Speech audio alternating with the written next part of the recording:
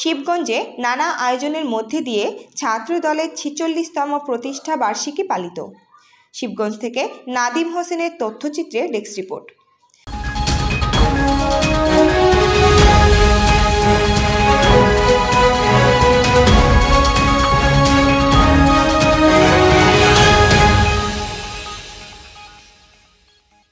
চাঁপাইনবাবগঞ্জের শিবগঞ্জ উপজেলার কানসাট ইউনিয়নে বর্ণাঢ্য র্যালি, আলোচনা সভা, কেক কাটা কর্মসূচি সহ নানা আয়োজনে ছাত্র দলের ৪৬তম প্রতিষ্ঠা বার্ষিকী পালিত হয়েছে।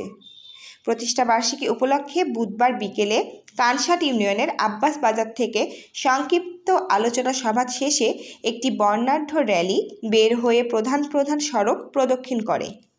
অনুষ্ঠানে উপস্থিত ছিলেন কানসাট ইউনিয়ন বিএনপির সাবেক সভাপতি মাসুম রানা টমাস মাস্টার, সাধারণ সম্পাদক তাজেরুল মেম্বার, শিবগঞ্জ উপজেলার সাবেক ভাইস চেয়ারম্যান শহীদুল হক হায়দারি শহীদ মিয়া, সাবেক ছাত্রনেতা অসীম আহমেদ, কানসাট ইউনিয়ন ছাত্রদলের সহসভাপতি মোহাম্মদ শাহজাহান আলী, প্রচার সম্পাদক মোহাম্মদ হানিফ আলী, মোহাম্মদ বিএল আলী সহ ইউনিয়ন থেকে আগত ছাত্রদল, যুবদল সহ বিএনপির অঙ্গ সহযোগী সংগঠনের নেতাকর্মীরা।